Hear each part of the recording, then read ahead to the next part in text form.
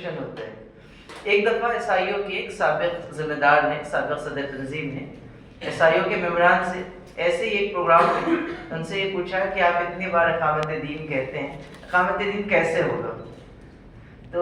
ہمارے ساتھیوں میں سے ایک بچے نے بہت دلچسپ جواب دیا. اس سے سمجھ میں آتا ہے کہ ہمارے اقامت دین کے تصور میں بھی بعض اوقات کتنا اوور سمپلیفیکیشن ہوتا ہے، اور اس چیز کو حاصل کرنے کے لیے جو پروسیس ہے اس کو بھی ہم کتنا اوور سمپلیفائی کر دیتے ہیں. اس بچے نے جواب دیا کہ دیکھیے ہوتا یہ ہے کہ ہمارے پاس ہر یونٹ میں ہفتہ واری اجتماع ہوتا ہے، تو ہمارا ہفتہ واری اجتماع جو ہے وہ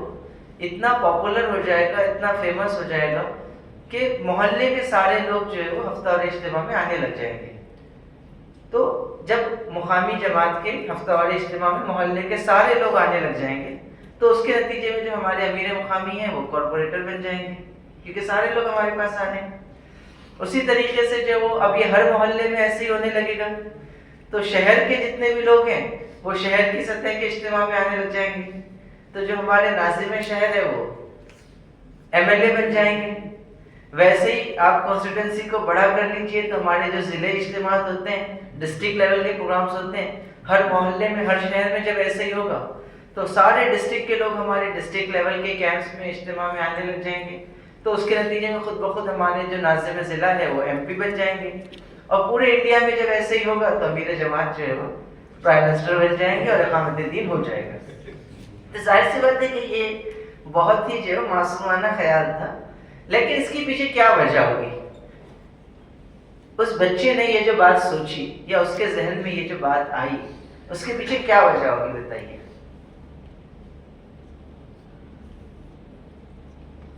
کیوں کسی کے ذہن میں ایسا خیال آیا؟ ظاہر سی بات ہے اس نے کسی تقریر میں تو یہ بات نہیں سنی ہوگی،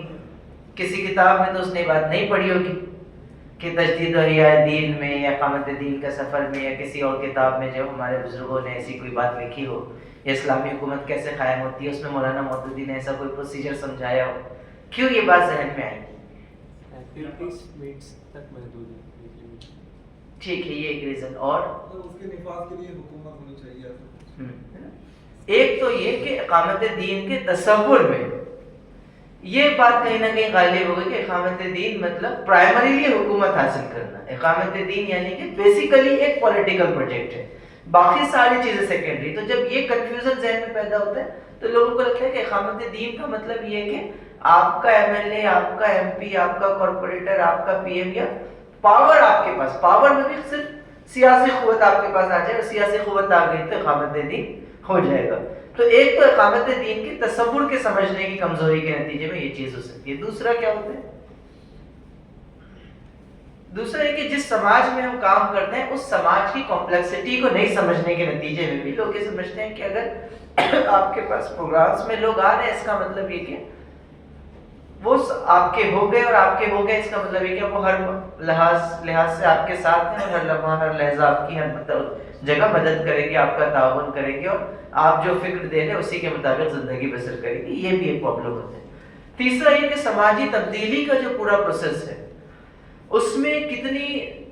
کمپلیکسٹیز ہوتی ہیں، اس کے اندر کتنے سارے فیکٹرز مل کر کام کرتے ہیں، اس کو نہیں سمجھنے کے نتیجے میں ہم کو لگتا ہے کہ بس ہم کسی سے کمیونیکیٹ کر رہے ہیں، بات کر رہے ہیں اور ہماری بات اس تک پہنچ گئی تو وہ اپنے آپ میں تبدیلی کے لیے کافی ہے. جبکہ سماجی تبدیلی تو ایک بہت ہی کمپلیکس پروسیس کا نام ہے. تو خیر یہ واقعہ ہم نے اس لیے آپ کو بتایا کہ اقامت دین پر جب ہم بات کرتے ہیں تو اکثر یہ ہوتا ہے کہ جتنی شدت کے ساتھ اس کا ذکر ہوتا ہے اتنی شدت کے ساتھ اس کے تصور کو ہم عام طور پر نہیں سمجھ پاتے ہیں. اب چونکہ فکری ارتقاء پر بات کرنی ہے، یہ تصور کس طریقے سے ایوالو ہوا، ہم بہت ہی بنیادی نوعیت کی باتیں آپ کے ساتھ اس وقت کریں گے. ایک بات جو اقامت دین کے تصور کے سلسلے میں میرے اور آپ کے سامنے واضح ہونی چاہیے وہ یہ کہ بہت سے لوگوں کو یہ کنفیوژن ہوتا ہے کہ یہ مقصد یا یہ تصور مولانا مودودی کا دیا ہوا ہے،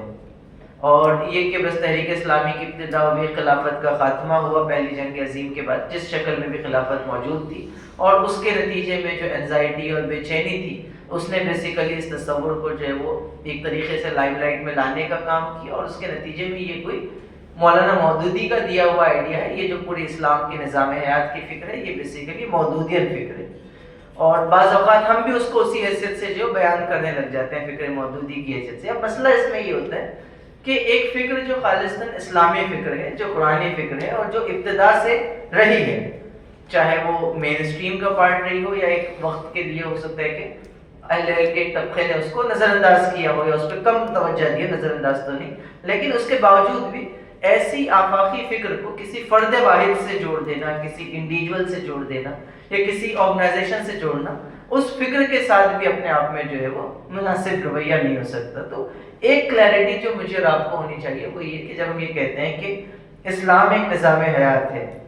یا جب ہم یہ کہتے ہیں کہ اقامت دین مطلوب اور مقصود ہے، تو وہ مولانا مودودی کا دیا ہوا آئیڈیا نہیں ہے، بلکہ ابتدا سے جو اس آئیڈیا پر جو امت مسلمہ قائم رہی ہے اس پر لوگ کام کرتے ہیں۔ ہاں یہ ہو سکتا ہے کہ اس کے لیے جن اصطلاحات کا استعمال کیا گیا، جن ٹرمینالوجیز کا استعمال کیا گیا،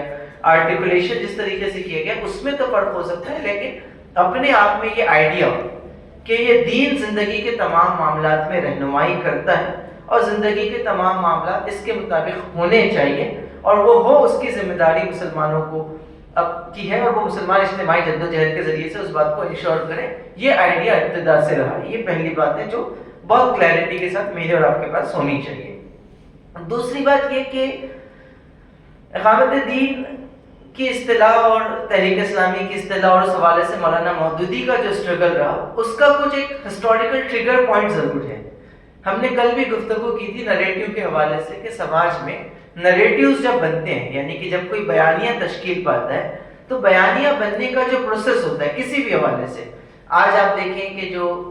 گیان واپی مسجد کا بیانیہ بنا ہوا ہے یا وقت کے اراؤنڈ جو ایک ڈسکشن ہے، تو کسی بھی کانسیپٹ کے اراؤنڈ جب سماج میں ڈسکشن پاپولرائز ہوتا ہے تو اس کے لیے سماج میں کچھ ٹریگر پوائنٹس ہوتے ہیں۔ تو نریٹیو سائیکل کے سلسلے میں یہ بات کہی جاتی ہے کہ سماج میں کوئی واقعہ ہوتا ہے یا کوئی انسیڈنٹ ہوگا، اس کے نتیجے میں اس کے اراؤنڈ چیٹر شروع ہوتا ہے، اس کے اراؤنڈ ڈسکشن شروع ہوتا ہے، بات چیت شروع ہوتی ہے، انفارمل انداز میں گفتگو شروع ہوتی ہے۔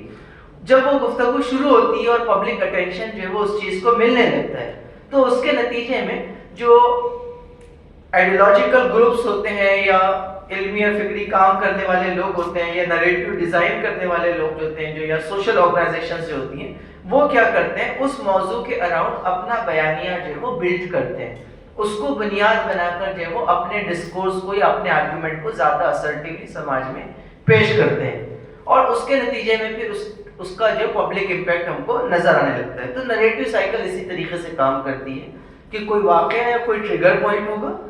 اس ٹریگر پوائنٹ کے نتیجے میں اسکیٹرڈ انداز میں گفتگو اور ڈسکشنز ہونے لگیں گے، بات چیت سماج میں ہونے لگے گی، پھر سوشل اور آئیڈیولوجیکل گروپ انٹروین کرتے ہیں اور اس کی بنیاد پر وہ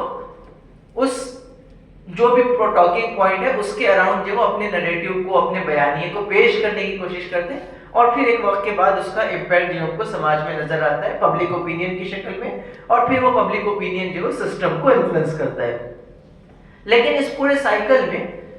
ٹریگر پوائنٹ کی اہمیت تو ضرور ہے، لیکن یہ بات نہیں کہی جا سکتی کہ جو سارا ڈسکشن ہے وہ صرف اسی پرٹیکولر ٹریگر پوائنٹ کی وجہ سے ہے۔ اگر وہ ٹریگر پوائنٹ نہیں ہوتا تو ہو سکتا ہے کہ کوئی اور بنیاد بنتی جس کے ذریعے سے اس آئیڈیا کو پیش کیا جاتا، کیونکہ جو آدمی آئیڈیا پیش کر رہا ہے اس کے لیے تو آئیڈیا اصل ہے، لیکن وہ اپنے آئیڈیا کا امپیکٹ کریٹ کرنے کے لیے، اپنے آئیڈیا کو زیادہ اسرٹیولی پیش کرنے کے لیے اپنے سراؤنڈنگ میں جو کچھ چیزیں ہو رہی ہے اس کو بنیاد بناتا ہے، بیس بناتا ہے، تاکہ وہ معاشرے سے زیادہ آسانی سے کنیکٹ ہو سکے۔ اس بات کو اقامت دین کے ڈسکشن کے حوالے سے ہم جس کانٹیکسٹ میں تحریک اسلامی کو دیکھتے ہیں وہ سمجھنا اس لیے ضروری ہے کہ اس بات کو نہیں سمجھنے کے نتیجے میں بہت سے لوگ یہ سمجھ لیتے ہیں کہ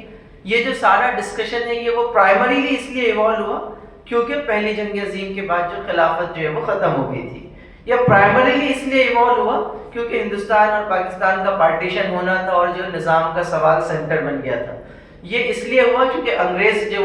کولونیل پاورز جو ہر جگہ کمزور ہو رہی تھی اور وہ جا رہی تھی، تو ممالک کے سامنے یہ سوال تھا کہ سسٹم کیا ہو، اور اس دوران جو وہ کمیونزم کی ایک بحث تھی، کمیونزم کی ایک لہر تھی، تو اس پورے کانٹیکس میں جو وہ دین کے اس آئیڈیا کو جو جنم دیا، ادروائز اس کا کوئی اسکوپ یا اس کا کوئی جو وہ ریلیونس جو وہ ہمارے اصل ماخذ سے نہیں ہے۔ یہ کنفیوژن اس لیے پیدا ہوتا ہے کیونکہ لوگ یہ سمجھتے ہیں کہ یہ جو پورا ڈسکشن ہمارے پاس آ رہا ہے اس میں کچھ خاص ٹریگر پوائنٹس یا کچھ خاص ریفرنسز کا ذکر ہے، لیکن وہ ریفرنسز تو اس آئیڈیا کو اسرٹیولی پیش کرنے کے لیے استعمال کیے جاتے ہیں، ورنہ اپنے آپ میں وہ آئیڈیا ہمیشہ سے رہا۔ تیسری بات جو بہت امپورٹنٹ ہے اقامت دین کے تصور کے حوالے سے وہ یہ ہے کہ لوگ اکثر یہ سمجھتے ہیں، کل بھی آپ کے ڈسکشن میں یہ بات بار بار آئی کہ حکومت کا کیا رول ہے، خلافت کا کیا رول ہے. کل حیدر بھائی نے بہت تفصیل سے اس پہ بات کی. کل بھی ایک سوال کے جواب میں ہم نے کہا تھا کہ تیسری بات جس کو سمجھنا چاہیے وہ یہ کہ کوئی بھی آدمی جب کوئی بات لکھتا ہے یا وہ بیان کرتا ہے تو پرائمریلی اس کا ایک کانٹیکسٹ ہوتا ہے اور وہ بات جو ہے وہ اس کانٹیکسٹ میں وہ بیان کرتا ہے. تو ایک آدمی سے اگر سوال کیا جائے اس کے جواب میں وہ جو بات کہیں گا وہ بھی اس سوال کے تناظر میں ہوگی، اور ایکسپلیسٹلی اگر سوال نہیں ہو اور وہ اس طریقے سے تقریر کر رہا ہے، کسی اور طریقے سے گفتگو کر رہا ہے، تب بھی اس کے ذہنوں میں کم از کم کچھ سوالات ہوتے ہیں، کچھ اشکالات ہوتے ہیں، اور وہ اپنی گفتگو کے ذریعے سے پرائمریلی ان سوالات کو یا ان پوائنٹس کو ایڈریس کرتا ہے. تو ہوتا یہ ہے کہ اب آپ ٹائم اور اسپیس میں رہ رہے ہیں تو آپ کے ٹائم پر آپ کی اسپیس میں جو ڈومیننٹ سوالات ہوں گے، ظاہر سی بات ہے کہ آپ کے جوابات میں بھی ان ڈومیننٹ سوالات پر زیادہ توجہ مرکوز کی جائے گی، اس میں جو اشکالات اور جو کنسرنس ہیں اس کو زیادہ ایڈریس کریں گے. تو مولانا مودودی رحمۃ اللہ علیہ جس دور میں کام کر رہے تھے یا جس دور میں مولانا مودودی نے اپنے لٹریچر کو پروڈیوس کیا، اس وقت کے کچھ فنڈامنٹل سوالات تھے، کچھ بڑے سوالات تھے. اس میں سے ایک بات تو آپ یہ جانتے ہیں کہ ایک بڑا سوال جو تھا وہ یہ تھا کہ یہ تو کلیئرٹی کے ساتھ سمجھ میں آ رہا تھا کہ کولونیل پاورز کو جانا ہے، اور جانے کے بعد اب سسٹم کیا ہوگا، نظام کیا ہوگا، ملک کیا ہوگا، اس کے زمام کار کن چیزوں کے ہاتھ میں ہوگی، وہ کون سے اصول ہوں گے جس کی بنیاد پر ریاست ورک کرے گی. تو ظاہر سی بات ہے کہ یہ ایک فنڈامنٹل سوال تھا. تو مولانا مودودی رحمۃ اللہ علیہ یہ آبزرو کر رہے تھے کہ ایک طرف کانگریس کی نیشنلسٹ موومنٹ تھی، متحدہ قومیت کی نیشنلسٹ موومنٹ تھی، تو اس کے مقابلے میں مسلم لیگ کی جو ڈومیننٹ فورس تھی وہ بھی مسلم قومیت کی بات کر رہی تھی. ان کے پاس بھی مسلم آئیڈینٹی سے بڑھ کے کوئی چیز نہیں تھی. لا الہ الا اللہ کا نعرہ یا اس قسم کی بہت ساری گفتگویں تو تھی، لیکن اس کا جو رخ تھا، مولانا مودودی کہتے ہیں کہ اس کا رخ بھی وہی تھا جو ان کا تھا، یعنی کہ وہ بھی انہی نیشنلسٹک سینٹیمنٹس کے ساتھ، انہی قومی تعصبات کے ساتھ، اسی قسم کی عصبیت کے ساتھ جو ہے وہ کام کر رہی تھی. تو مولانا مودودی نے بہت وضاحت کے ساتھ جو اس بات کو محسوس کیا کہ جو پورا کنفرنٹیشن ہے اس وقت وہ پرائمریلی حق اور باطل کا نہ ہوتے ہوئے مسلم اور غیر مسلم کا، اور مسلم عصبیت اور غیر مسلم ہندو عصبیت کا مسئلہ تھا. اور اس تناظر میں مولانا مودودی رحمۃ اللہ علیہ نے اپنی کتابوں میں اس پرٹیکولر سوال کو ایڈریس کیا. دوسرا ظاہر سی بات ہے کہ پاکستان بننے کے بعد بھی ابتداءً جو اسٹرگل تھا وہ تو قرارداد مقاصد کے پاس ہونے تک کا تھا، اور قرارداد مقاصد کا جو بنیادی آئیڈیا تھا وہ یہی تھا کہ دستور کے فنڈامنٹلز کیا ہوں گے، وہاں پر بنیادیں کیا ہوں گی. تو اس حوالے سے مولانا مودودی کے ڈسکورس میں وہ پہلو جو بہت غالب اور نمایاں ہم کو نظر آتا ہے. اور تیسرا ماڈرنٹی کا اپنا بھی ایک کانٹیکسٹ ہے کہ ماڈرنٹی میں یا ماڈرن نیشن اسٹیٹس میں یہ ازیوم کیا گیا اور یہ ازیوم کیا جاتا رہا ایک لمبی مدت تک، اور وہ آئیڈیا بھی over the period of time change ہوا کہ جو سماج میں اصل قوت کا سرچشمہ ہے وہ حکومت ہے، اصل قوت کا سرچشمہ سیاسی طاقت ہے، اور سماج میں جو تبدیلی آتی ہے وہ اس کے ذریعے سے آتی ہے. اسٹیٹ پوری دنیا کا سب سے پاورفل ٹول ہے، اور جو سماجی تبدیلی ہے وہ پرائمریلی اسٹیٹ کے تھرو جو ہے وہ ایکسلریٹ ہوگی یا ریگولیٹ ہوگی. تو یہ سارے تصورات تھے جس کے نتیجے میں مولانا مودودی علیہ رحمہ کی بھی بعض رائٹنگز میں یا تحریک کے ابتدائی لٹریچر میں بعض حصوں میں جو یہ بات لوگوں کو نظر آئی، اور اس کے نتیجے میں لوگوں نے یہ سمجھنا شروع کیا کہ یہ مذہبی لوگ نہیں ہیں یا یہ روحانی لوگ نہیں ہیں یا ان کو اخلاقی ترقی سے کوئی لینا دینا نہیں، انسان کی تزکیہ اور تربیت سے کوئی لینا دینا نہیں، یہ خدا اور بندے کے تعلق کو بھی بالکل پولیٹیکل فریم ورک میں دیکھنے والے لوگ ہیں. یہاں جو خدا اور بندہ نہیں ہے بلکہ حاکم اور رعیت ہے، کہ کوئی مالک ہے اور کوئی اس کے سبجیکٹس ہیں. تو جو انسان اور خدا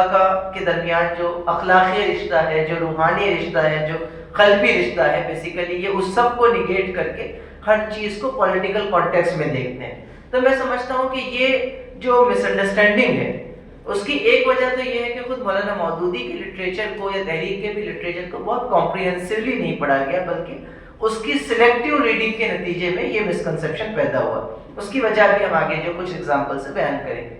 دوسری وجہ یہ کہ اس کانٹیکسٹ کو نہیں سمجھا گیا کہ جو سوال کیا گیا ظاہر سی بات ہے کہ اسی کا جواب دیا جائے گا. جو چیز نظر انداز ہو رہی تھی اس پر ایمفیسائز کیا گیا. جیسے اس کی ایک مثال کل بھی ہم لوگوں نے ڈسکس کی کہ ماڈرنٹی کا یا ریشنلٹی کا جو آئیڈیا پاپولرائز ہوا اس کی بنیادی وجہ یہ تھی کہ یورپ میں مذہب کے نام پر چرچ کی طرف سے ظلم کیا گیا، اور بے انتہا ظلم کیا گیا. تو ظاہر سی بات ہے کہ اگر مذہب کے نام پر مستقل ظلم کیا گیا تو وہاں کے لوگ جو چرچ سے بھی متنفر ہوئے. چرچ چونکہ یہ کہہ رہا تھا کہ میں مذہب اور خدا کو ریپرزینٹ کر رہا ہوں، اس لیے خدا سے بھی متنفر ہو گئے، اور اس کے نتیجے میں مذہب اور خدا کے خلاف بغاوت پیدا ہوئی، اور یہ کہا گیا کہ پبلک لائف سے مذہب کا کوئی لینا دینا نہیں. تو اب ظاہر سی بات ہے کہ اگر ساری دنیا اس بات پر اصرار کر رہی ہے یا اس بات پر جو وہ اڑی ہوئی ہے کہ مذہب اور پبلک لائف کو الگ الگ کر دیا جائے، اور آپ اگر ایک مذہب کی نمائندگی کرنے والے ہیں یا مذہب کی خدمت کرنے والے ہیں، تو ظاہر سی بات ہے کہ آپ کا جواب کیا ہوگا؟ آپ پرائمریلی اسی پہلو کو جس پر لوگ غلطی کا شکار ہے اسی پہلو کو ایڈریس کریں گے، اسی سوال کا جواب دیں گے. تو اس لیے مولانا مودودی نے بار بار مذہب کے سیاسی پہلوؤں کو اجاگر کیا، کیونکہ ساری دنیا یہ کہہ رہی تھی کہ مذہب اور سیاست کا کوئی رشتہ نہیں ہے. یہ بالکل ایسا ہی ہے جیسے آپ دیکھیں گے کہ مولانا مودودی رحمۃ اللہ علیہ نے تصوف کے سلسلے میں ایک جگہ یہ بات لکھی کہ تصوف کے بعد غلط تصورات اور خیالات، ظاہر سی بات ہے کہ اسلامی تصوف اپنے آپ میں ایک چیز ہے، لیکن اس کے وہ ایکسٹریم انٹرپریٹیشن جس کے نتیجے میں انسان یہ سوچنے لگ جائے کہ ہم شریعت سے ماورا ہے یا اب ہم کو شریعت کی ضرورت نہیں ہے، اب تو اب حقیقت کے سٹیج پر پہنچ گئے، اب شرعی احکامات ہم پر نافذ نہیں ہوتے یا نہیں ہونے چاہیے. تو ظاہر سی بات ہے کہ اس قسم کے جو غلط تصورات اور اس جو ٹرمینالوجیز کے ساتھ جو میننگز ایسوسیٹ ہو جاتے ہیں، جو بیگیج ہر ٹرم کے ساتھ، ہر اصطلاح کے ساتھ ایک پورا بیگیج آتا ہے، تو مولانا مودودی نے اس تناظر میں یہ کہا کہ اب ہم کو جو ایک وقت کے لیے اس کی اصطلاحوں سے ویسے ہی گریز کرنا چاہیے جیسا شوگر پیشنٹ کو شکر سے گریز کرایا جاتا ہے. اس کی وجہ یہ نہیں تھی کہ اپنے آپ میں جو ہے وہ مولانا مودودی رحمۃ اللہ علیہ اللہ تعالیٰ سے قلبی تعلق کے قائل نہیں تھے. اس کی بنیادی وجہ یہ تھی کہ ان اصطلاحات کے ساتھ جو بیگیج تھا وہ ایک کنفیوژن کریٹ کر رہا تھا، وہ ایک قسم کا امبیلنس کریٹ کر رہا تھا. اب اگر آپ پلٹ کر دیکھیں اور اب آپ یہ محسوس کریں کہ جو ہے وہ اب اس پہلو سے کمی یا کوتاہی نہیں ہے، اس پہلو سے کمی اور کوتاہی ہے کہ بہت زیادہ پولیٹیسائز آئیڈیا ہو گیا، ہر چیز کو بالکل پولیٹیکل اور سوشل فریم ورک میں دیکھنے کا آئیڈیا ہو گیا، اور اس کے نتیجے میں اللہ سے انسان کے انفرادی تعلق کو لے کر معاملات خراب ہیں، ذکر و اذکار کا معاملہ متاثر ہے، دعاؤں کا معاملہ متاثر ہے. تو نیچرل سی بات کیا ہوگی کہ جہاں وزن کم ہوگا اب کیا کریں گے؟ آپ اس پلڑے میں وزن ڈالیں گے. تو اب جب ہم گفتگو کریں گے تو ہم محسوس کریں گے کہ نہیں، وہ کام تو ٹھیک ہو رہا ہے لیکن یہ کام کم ہو رہا ہے. تو جو کم ہو رہا ہے اس پر آپ زیادہ ایمفسائز کریں گے. ہمارے تنظیمی پروگرامز میں بھی ہوتے ہیں نا، کبھی ایسا محسوس ہوتا ہے کہ ایکٹیویزم کے حوالے سے پروٹیسٹ، دھرنا، آندولن، اس میں لوگ بہت ایکٹیو ہیں لیکن دوسری چیزیں متاثر ہیں. تو ہم کیا کرتے ہیں اس میقات میں یا اس پرٹیکولر ڈیوریشن میں، اس پرٹیکولر علاقے میں اس پر زیادہ گفتگو کرتے ہیں. اب کیا اس پر سے یہ کیس بلڈ ہو سکتا ہے کہ یہ ایکٹیویزم کے قائل نہیں ہے، یہ پولیٹیکل ریزسٹنس کے قائل نہیں ہے؟ ایسا نہیں، بلکہ یہ کہ ایک چیز ہو رہی ہے تو ویل اینڈ گڈ چلتی رہے، لیکن جو چیز نہیں ہو رہی ہے اس پہ آپ کیا کریں گے؟ زیادہ وزن ڈالیں گے. تو ظاہر سی بات ہے کہ ہر دور کے مجددین اور علماء یہ کام کرتے رہے کہ دین کے جس پہلو کو لوگ نظر انداز کرتے رہے یا جس پہ توجہ کم ہوئی وہاں پر زیادہ وزن ڈالا گیا. تو مولانا مودودی کی رائٹنگز میں اس پہلو کو بھی نہیں سمجھنے کے نتیجے میں بعض اوقات لوگوں نے جو اس کے ایک ہی خاص پہلو کو سمجھا کہ مولانا مودودی اسی چیز کی دعوت کے امین ہے. اب اقامت دین کا جو مولانا مودودی کا تصور ہے اس کو سمجھنے کے لیے بہت ساری کتابیں ہیں. خود قرآن مجید کی 4 بنیادی اصطلاحیں بہت ہی فنڈامنٹل فاؤنڈیشنز فراہم کرتی ہیں جس کے اوپر پوری فکر تحریک اسلامی جس کو موجودہ زبان میں بیان کرتی ہے وہ سمجھ میں آتی ہے. مولانا مودودی کا اقامت دین کا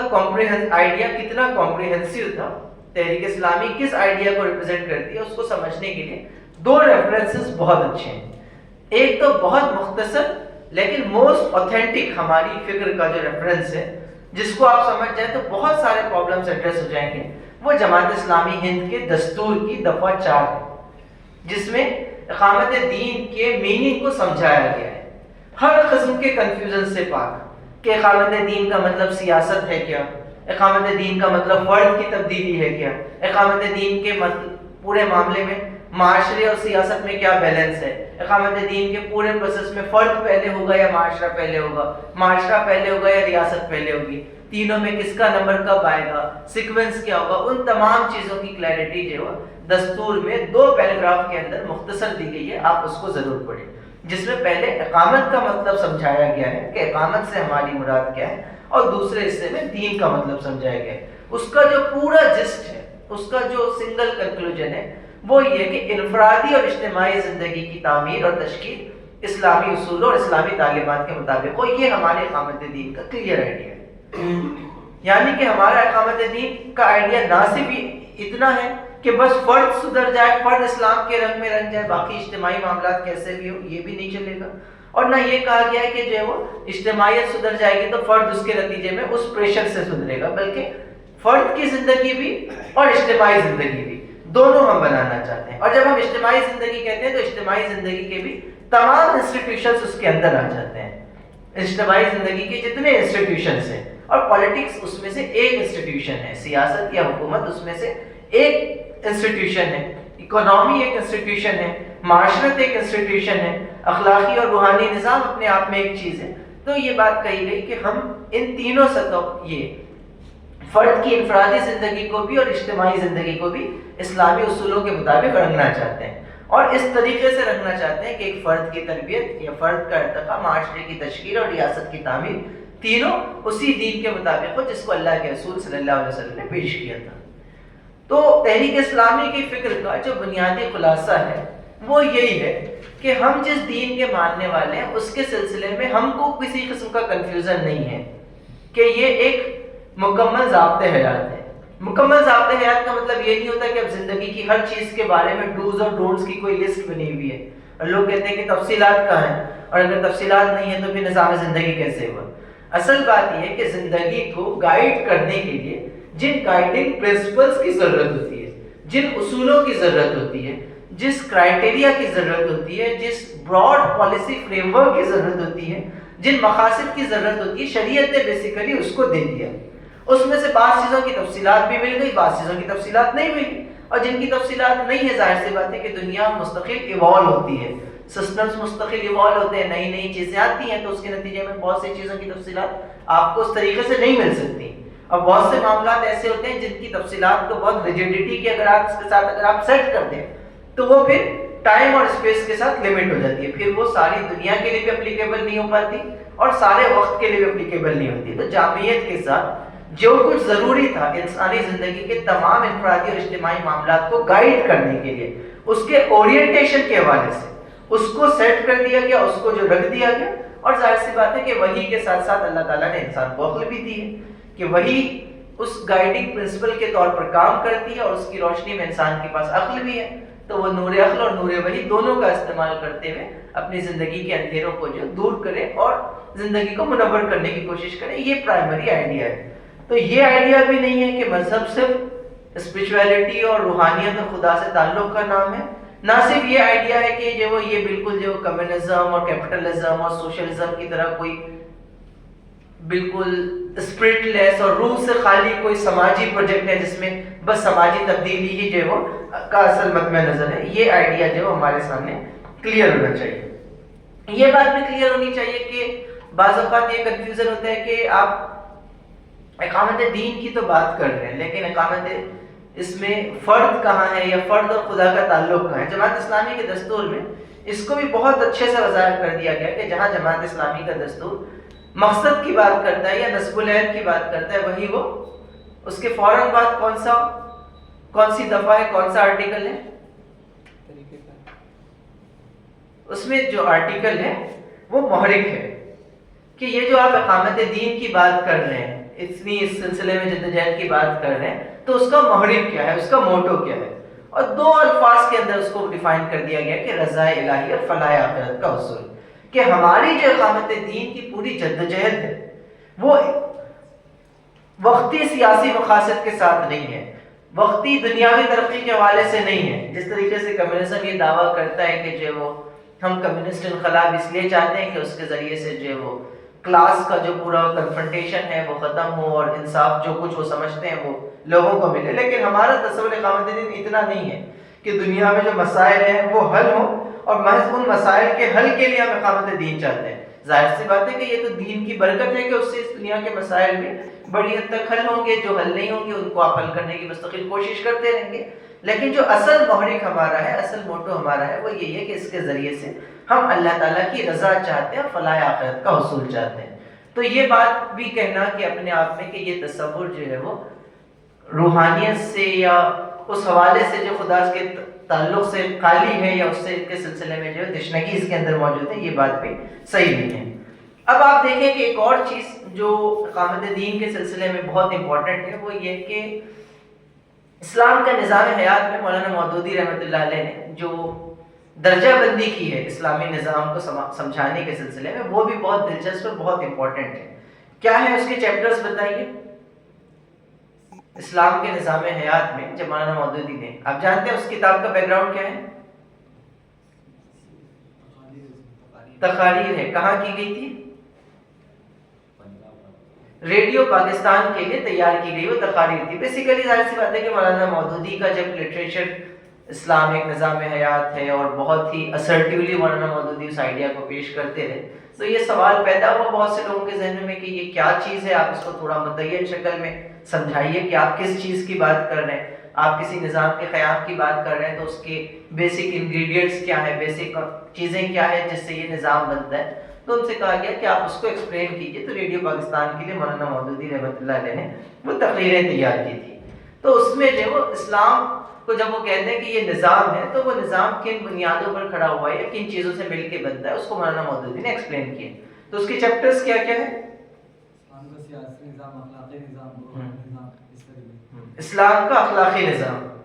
اسلام کا معاشرتی نظام، اسلام کا معاشی نظام، اسلام کا سیاسی نظام، اور اسی کے ساتھ ساتھ اسلام کا روحانی نظام۔ تو آپ یہ دیکھیں گے کہ ان 5-6 چیپٹرز میں مولانا مودودی نے اسلام کس طریقے سے زندگی کے تمام پرنسپلز کو گائیڈ کرتا ہے اس کو ایکسپلین کیا۔ اور یہ جو 5-6 چیزیں ہیں اس کے اندر ایک لاجیکل ربط ہے، ان کے اندر ایک کنیکٹ ہے، اور جب ہم ان چیزوں کو کمپریہنسولی سمجھیں گے تو ہمارا اقامت دین کا آئیڈیا بھی بہت کلیئر ہوگا۔ تو اسلام کے اخلاقی نظام کے حوالے سے جو بنیادی بات سمجھائی گئی ہے وہ کیا ہے کہ ایک فرد بحیثیت انسان خود اپنے اندر کچھ مورل انسٹنکٹس رکھتا ہے، کچھ اخلاقی رجحانات رکھتا ہے، اور اس کا فائدہ یہ ہوتا ہے کہ ہر ان اخلاقی رجحانات کے نتیجے میں، مورل انسٹنکٹس کے نتیجے میں انسان خود یہ بات سمجھتا ہے کہ بہت سے معاملات کے سلسلے میں کہ کیا خیر ہے، کیا شر ہے، کیا اچھا ہے، کیا برا ہے، کس چیز کو مجھے کرنا چاہیے اور کس چیز سے مجھے گریز کرنا چاہیے۔ اور اسلام کیا کرتا ہے؟ یہ تو ہر انسان کی فطرت کا حصہ ہے، لیکن اسلام یہ کرتا ہے کہ ان مورل ویلیوز کو زیادہ پائیداری عطا کرتا ہے، زیادہ میننگ عطا کرتا ہے، زیادہ جو ہے وہ اس میں معنویت پیدا کرتا ہے، زیادہ اس کے اندر فارمنس پیدا کرتا ہے۔ یعنی کہ آپ دیکھیں کہ ایک انسان اخلاقی طور پر یہ تو سمجھتا ہے کہ مجھے جو ہے وہ دوسروں کو پانی پلانا چاہیے، پیاسے کو پانی پلانا چاہیے، یہ بات تو ایک انسان خدا کو مانے نہ مانے لیکن اخلاقی طور پر مورلی وہ اس بات کو سمجھتا ہے۔ لیکن کیا اس انسان کے لیے ممکن ہے کہ وہ خود مر رہا ہو لیکن وہ یہ کہے کہ میں مر جاؤں گا لیکن اپنے ساتھی کو پانی دوں گا؟ یہ اس کے لیے ممکن نہیں ہے۔ لیکن یہ اخلاق کا وہ اعلیٰ ترین درجہ کب حاصل ہوتا ہے؟ جب زندگی کا وہ اعلیٰ تصور سامنے آتا ہے کہ اصل زندگی تو آخرت کی زندگی ہے۔ تو پھر ہم دیکھتے ہیں کہ شہادت کے موقع پر جو وہ ایسی بھی سچویشن آتی ہے کہ جنگ میں جو 3 مسلمان شہید ہیں اور ہر کوئی پانی پہننے سے انکار کرتے ہوئے کہتا ہے کہ پہلے ہمارے ساتھی کو پلائیے۔ تو آپ دیکھیں گے کہ یہ جو اسٹرینتھ ہے وہ اصلاً جو وہ اخلاق کی اسٹرینتھ ہے۔ تو اسلام یہ کرتا ہے کہ اخلاق کے تصور کو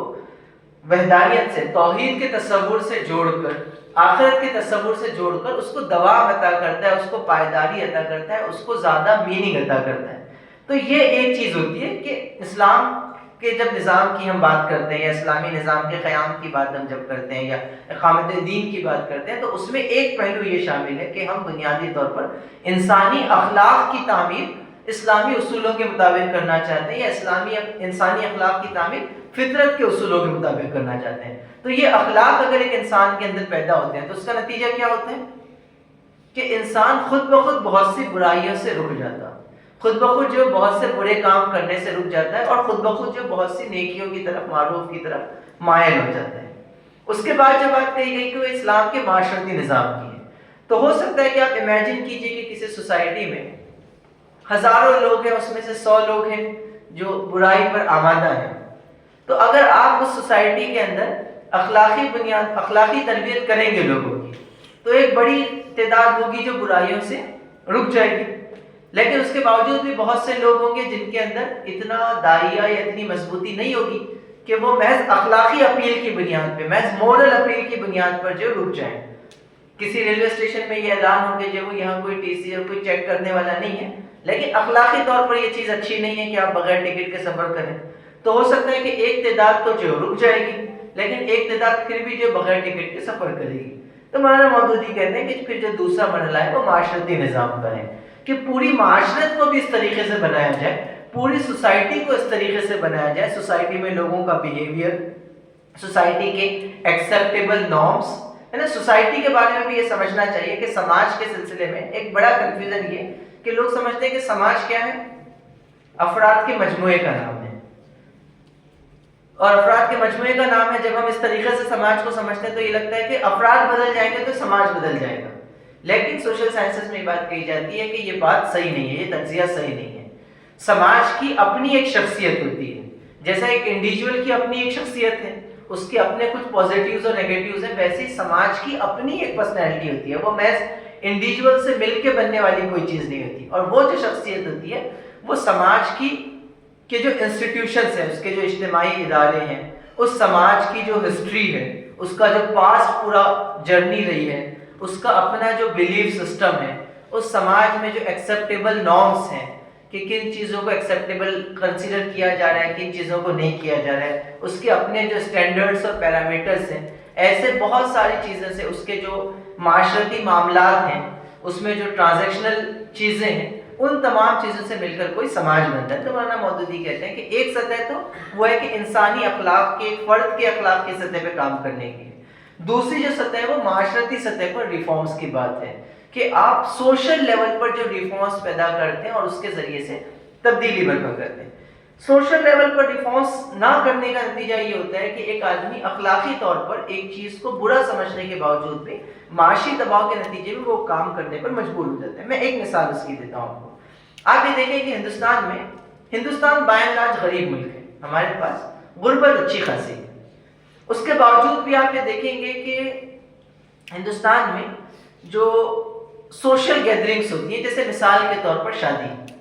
تو اس میں لوگ اپنی کیپیسٹی سے کئی گنا زیادہ جو خرچ کرتے ہیں۔ ہم نے درمیان میں اس پر ایک تفصیلی جو ہے وہ ویڈیو بھی جو ہے وہ شیئر کیا تھا، جس میں بہت ایکسٹینسیولی اس بات کو جو ریسرچ کر کے جو جاننے کی کوشش کی گئی تھی کہ ہندوستان میں تقریباً 67% لوگ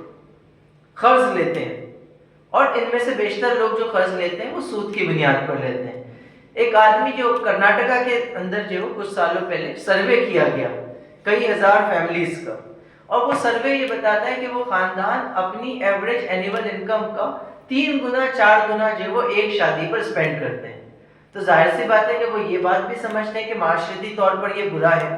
یہ بات بھی سمجھتے ہیں کہ ہم افورڈ نہیں کر سکتے، لیکن اس کے باوجود بھی وہ کیوں کرتے ہیں؟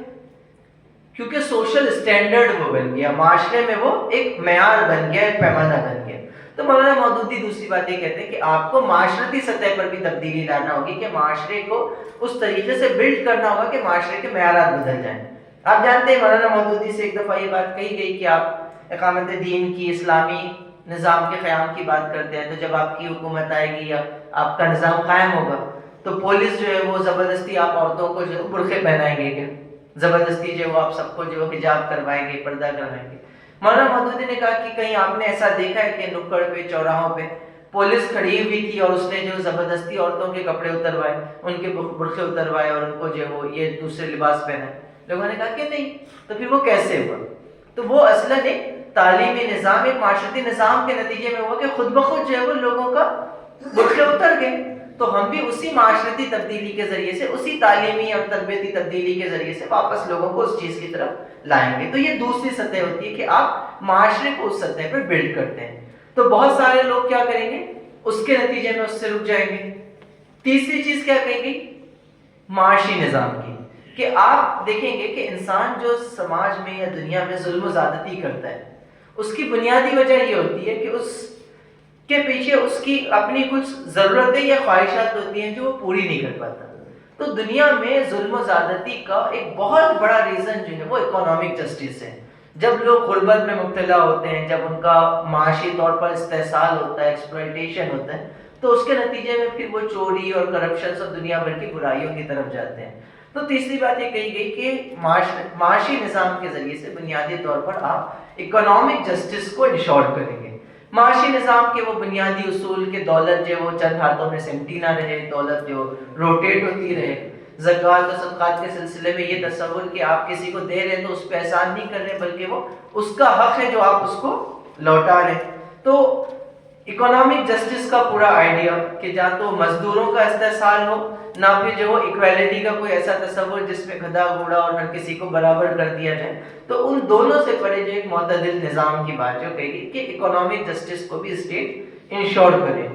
تو اب آپ دیکھیں گے کہ جو برائی کی طرف جانے کے جو ریزنز ہوتے ہیں کہ انسان کی کچھ نفسانی خواہشات ہیں، تو اخلاقی تربیت کے ذریعے سے اس کو گائیڈ کیا جا رہا ہے۔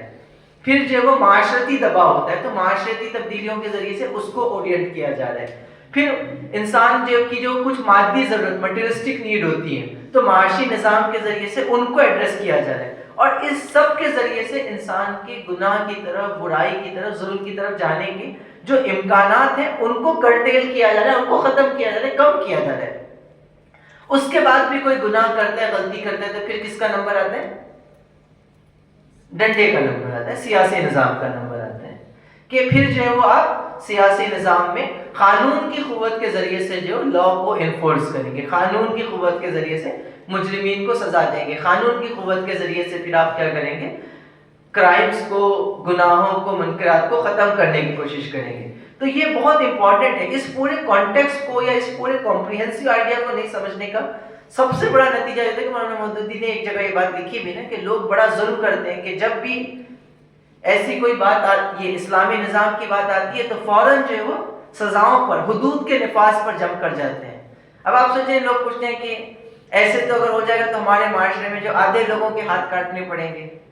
گویا لوگ سمجھتے ہیں کہ سوسائٹی ایسی رہے گی، کرپشن ایسا ہی رہے گا، اخلاقی نظام ایسا ہی رہے گا، تربیت ایسی رہے گی، ساری چیزیں ایسی رہیں گی، اور بس سیاست آ جائے گی اور اس کے بعد آپ لائن سے دیکھیں گے کس نے چوری کی، اس کے ہاتھ کاٹیے، اس کے ہاتھ کاٹیے، اس کو رجم کیجیے، اس کو پتھر ماریے، اس کو کوڑے ماریے، اور غرض جو ہے وہ صرف حدود کا نفاذ۔ تو یہ آئیڈیا بھی اپنے آپ میں بہت امپورٹنٹ ہے کہ یہ جو حدود کے نفاذ کا آئیڈیا ہے یا سزاؤں کا آئیڈیا ہے، ظاہر سی بات ہے کہ وہ اسلامی نظام کا حصہ ہے، ہم کو اس میں کوئی اپولوجیٹک ہونے کی ضرورت نہیں ہے، لیکن اور وہ ہر معاشرے کی ضرورت ہوتی ہے، ہر سماج میں جو ایک قانونی سسٹم ہوتا ہے، سزاؤں کا نفاذ ہوتا ہے، تو وہ تو ہے، لیکن یہ کہ ہمارا فاؤنڈیشن وہ نہیں ہے۔ یعنی کہ پورا اقامت دین کا آئیڈیا بیسیکلی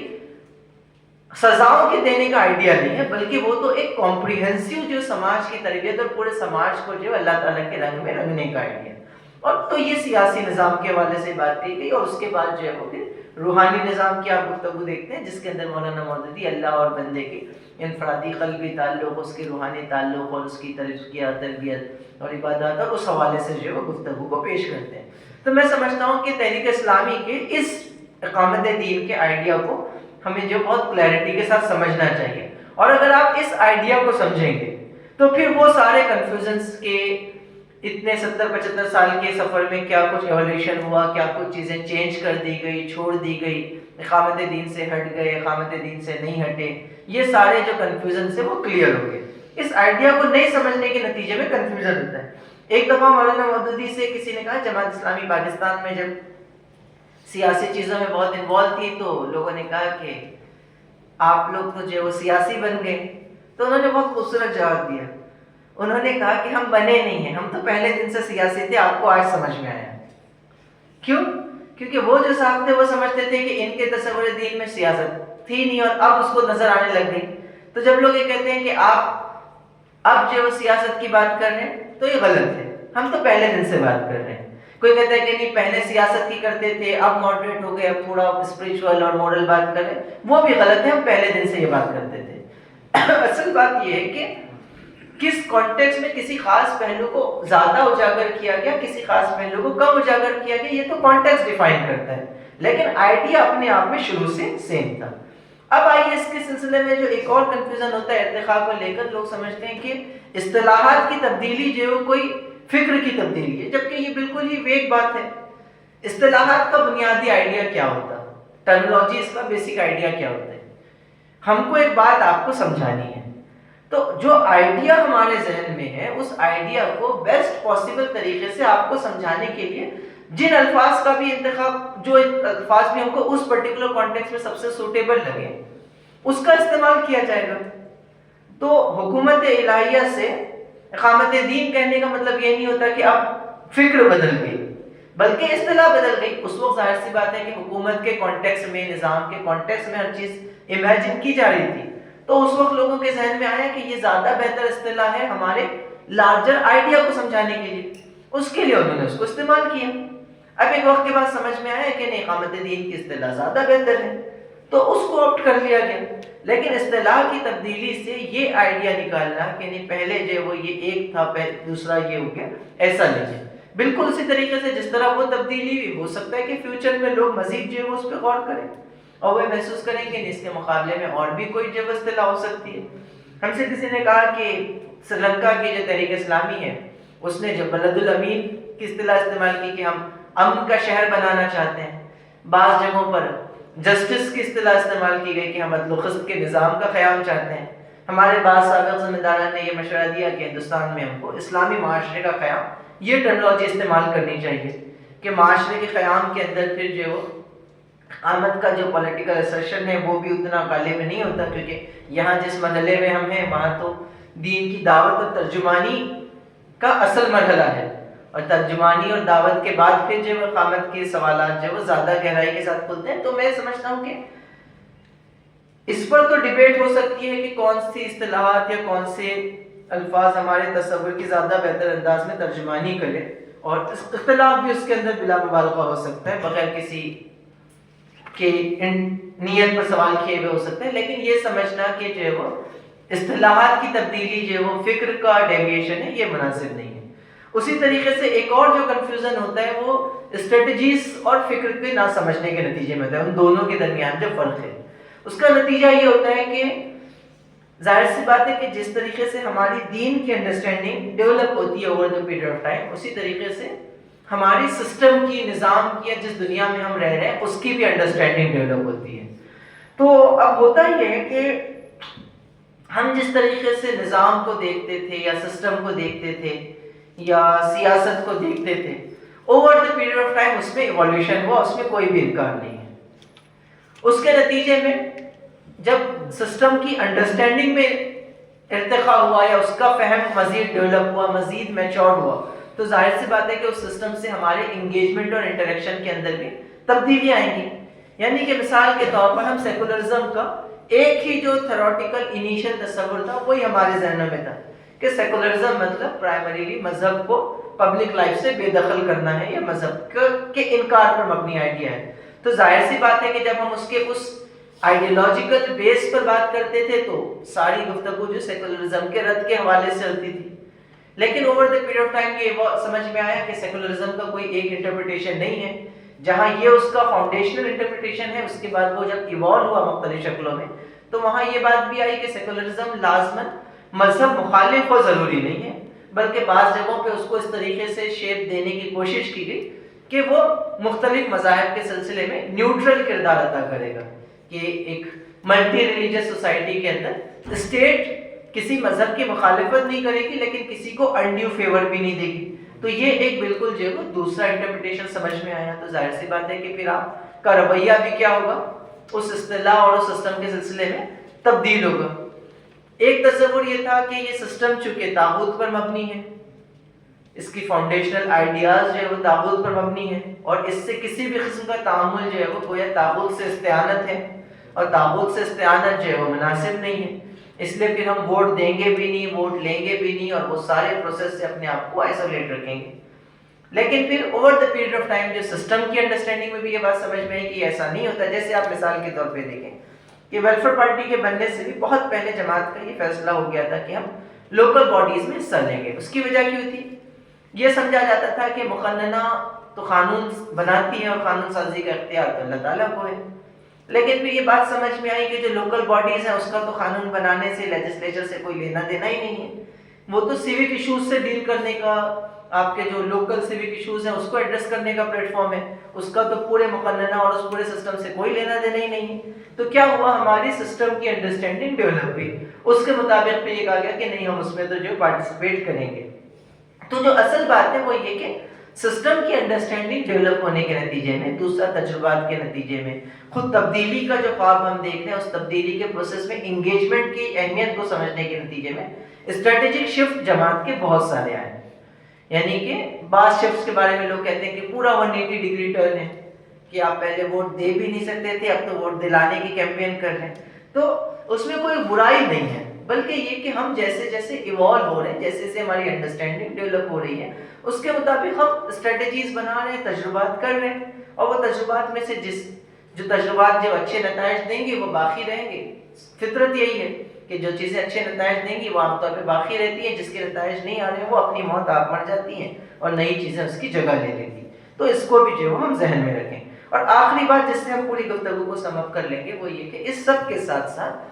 وہ جو ہم نے اسلامی نظام کے حوالے سے وہ جو انیشل گفتگو آپ کے ساتھ رکھی تھی کہ اخلاقی نظام، روحانی نظام، معاشرتی نظام، معاشی نظام، اس کا ریلیونس اس لیے بھی بہت امپورٹنٹ ہے کہ ماڈرن دنیا کا ہم نے کل بھی کہا کہ جو بڑا کرائسس ہے وہ موریلٹی اور اسپرچویلٹی کا کرائسس ہے.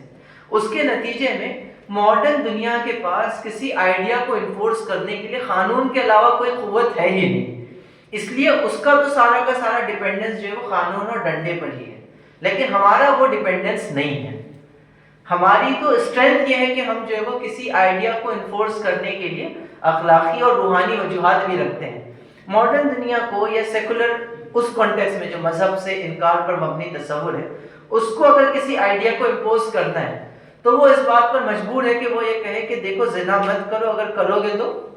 یہ سزا ملے گی، 7 سال کی سزا ملے گی، 14 سال کی سزا ملے گی، پھانسی کی سزا ملے گی. وہ اس پر مجبور ہے کیونکہ اس کے پاس آخرت نہیں ہے جس کو دکھا کے وہ یہ بولے کہ دیکھو اگر زنا کرو گے تو آخرت برباد ہوگی. اس کے پاس خدا نہیں ہے جس کو بتا کے وہ یہ بول سکے کہ یہ کرو گے تو یہ سزا ملے گی یا اس کی جو محبت سے محروم ہو جاؤ گے. اس کے پاس نیکی اور بدی کا کوئی تصور ہی نہیں ہے جس پہ سے بول سکے کہ دیکھو یہ بدی ہے اور یہ نیکی ہے. لیکن ہماری اسٹرینتھ یہ ہے کہ ہمارے پاس جو ہے وہ ہم اپنے آئیڈیاز کو پروپوگیٹ کرنے یا پھیلانے کے لیے اس قانون کے ڈنڈے کے محتاج نہیں ہیں. وہ ہمارے بہت سارے ٹولز میں سے ایک ٹول ضرور ہے. تو یہ جو لا کے تھرو، فورس کے تھرو جو تبدیلی ہے، یہ تو ماڈرن دنیا کی مجبوری ہے کہ اس نے خدا کا انکار کر دیا، وحی کا انکار کر دیا، اخلاق کا انکار کر دیا، معروف و منکر کا انکار کر دیا، بدی کا انکار کر دیا. پوسٹ ماڈرنٹی نے ہر چیز سے میننگ کو ختم کر دیا. ہر چیز کا میننگ ختم ہو گیا تو ہر چیز سبجیکٹیو ہو گئی. تو جب ہر چیز سبجیکٹیو ہو گئی تو ہر چیز صحیح ہو گئی. ہر چیز صحیح ہو گئی تو پھر آپ کس کو انفورس کریں گے اور کس کو نہیں کریں گے. تو پھر اس کے نتیجے میں وہ اس کی مجبوری ہے کہ ہر جگہ وہ قانون کو لائے اور فورسفلی جو ہے لوگوں کو کسی چیز کی طرف ڈھکیلے. یہ ہمارے لیے آسانی ہے کہ ہمارے پاس جو ہے وہ اللہ تعالیٰ نے مختلف سطحوں پر جو ہے وہ قوتیں دی ہیں، ریزنز دی ہیں جس کے ذریعے سے ہم انسانی زندگی کو گائیڈ کر سکتے ہیں. تو انسان جو ہے وہ نہ تو جو ہے وہ قانون کی جکڑ بندیوں میں اس طریقے سے بن جائے کہ اس کی پوری زندگی جو تنگ ہو جائے، نہ تو جو ہے وہ قانون سے بالکل اس طریقے سے آزاد ہو کے وہ بالکل انارکی میں چلا جائے. تو ان دونوں کے درمیان جو ماڈریٹ تصور ہے، جو ربیع بن عامر نے کہا تھا نا کہ ہم دنیا کی تنگنائیوں سے نکال کر اسلام کی وسعتوں میں لے کر جانا چاہتے ہیں. ہم اللہ تعالیٰ نے ہمیں معمور کیا کہ ہم انسانوں کی غلامی سے نکال کر خدا کی غلامی میں لے کر جانا چاہتے ہیں. تو اصل بات یہ ہوتی ہے کہ انسان لازماً کسی نہ کسی کی غلامی کرتا ہے. جو یہ کہتے ہیں نا کہ میں خدا کو نہیں مانتا ہوں، تو وہ بنیادی طور پر اپنے نفس کو خدا مانتا ہے. کیونکہ خدا کا تصور یہ ہے کہ کسی نہ وہ چیز جس کے آگے آپ سر جھکاتے ہیں، جس کی آپ مانتے ہیں. تو اگر آپ کسی کی نہیں مانتے ہیں تو پھر اپنی خود کی مان رہے ہیں.